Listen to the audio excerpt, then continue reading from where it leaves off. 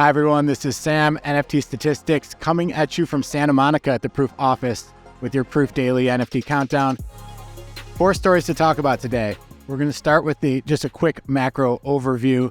Volumes were up slightly versus yesterday, still kind of in that 15,000 to 20,000 ETH range for total volumes.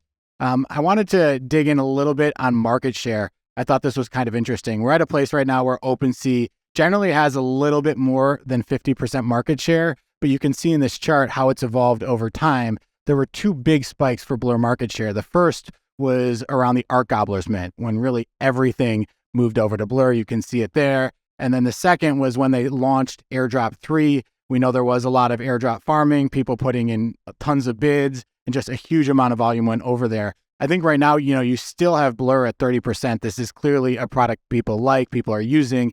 I think the 2 things that have shifted the paradigm a little bit are, first of all, they've added the 0.5% required royalty, which is still very well below the average royalty on OpenSea, which is 6%. But I think it's created enough friction that you're seeing a little bit less of the airdrop farming, a little bit less of kind of the constant bids and quick flips.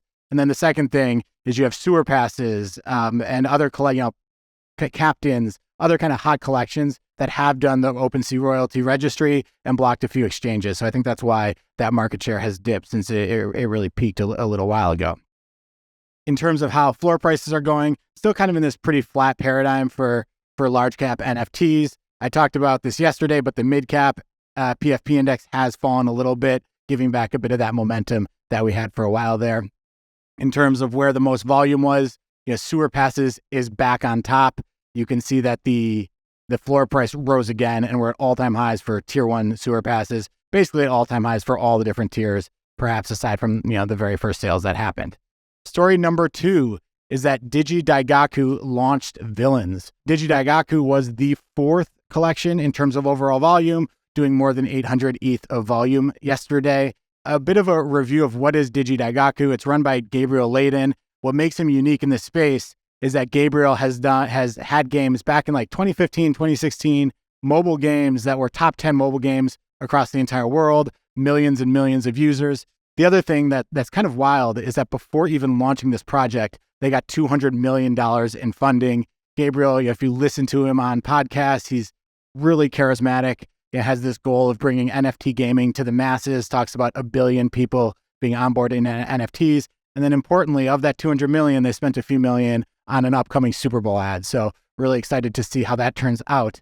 They have 3 NFTs in their ecosystem, the Genesis, the Spirit, and the Heroes. And then yesterday, they added the Villain NFT, which now has a 0.5 ETH floor. If we're looking at, one of the things that's unique about DigiDaigaku is that everything they do, they're obsessed with the idea of free mints. Now, those free mints, over basically since August, have materialized into over 16 ETH of value. This chart here looks at all the different NFTs that you've gotten as a holder, basically for free if you own that Genesis and were part of that free mint. Now, what I think is unique about this project is this upcoming Super Bowl ad. Very curious to see how it plays out. Gabriel here is talking about how if you follow him, retweet it, you can get on the allow list for this Dragons drop. And the Dragons is going to be happening during the commercial. So this will be an event where there will be, we call it 50 million people all around the world, certainly around America, watching the Super Bowl. And there's going to be an NFT doing a live mint during that happening. So interesting to see. Obviously, if you want a dragon, you can follow Gabriel. You can retweet this. You can do whatever it takes to get on their allow list. I'm not sure. I haven't played it out, but that's happening there. Something that's exciting. Third story, there were leaks that Amazon is planning a bit more seriously to enter NFTs. Now, a couple things, I think this is a really important story. Obviously, anytime a big player wants to get into NFTs, that matters a lot. This was from Blockworks, who reported this, who broke this story first.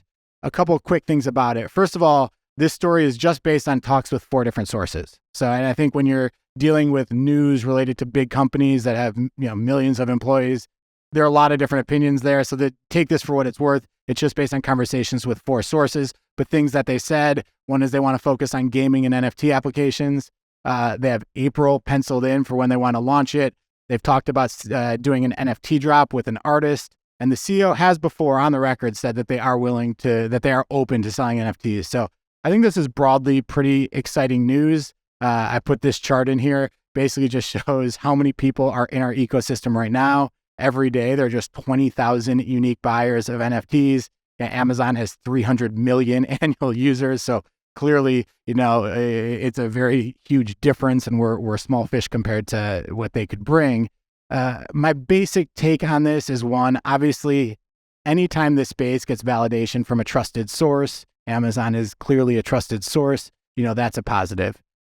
Two is, the more you can get Web2 companies that have, great UI, great security practices into our space, kind of building better UI, better security, the better.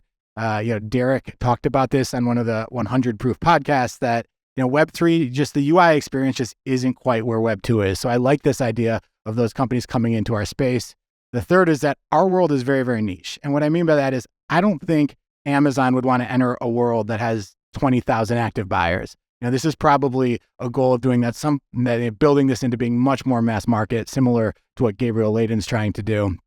And then the fourth thing is, I do think it'd be hard for a large Web2 brand to do well here. I don't think that they're going to be coming for, the exchange business around Bored Apes. I think that they'll be coming for kind of a different vision, something that hits a lot more users if they do come, but very curious to see how that plays out. And then the last thing I want to talk about is that there were 5 one-of-one sales yesterday by different artists for 12 ETH or more. And I just kind of want to go over them because these are all interesting artists, and I think these were cool pieces that sold. The first is this piece, Anima by Nude Yoga Girl, sold for 35 ETH.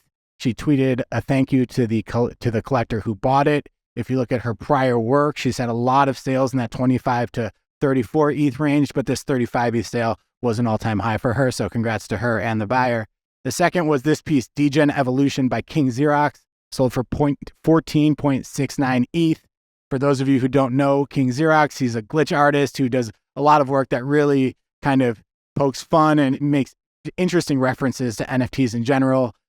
This was an all-time high for him based on what I've seen on Super Rare, so congrats to him. I personally love this piece. Influencers, just kind of one of the pieces I saw on Twitter, and it got me following him a little bit more closely.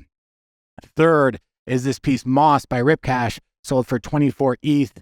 Moss does a bunch of work with on-chain art, really focused on this security camera kind of meta.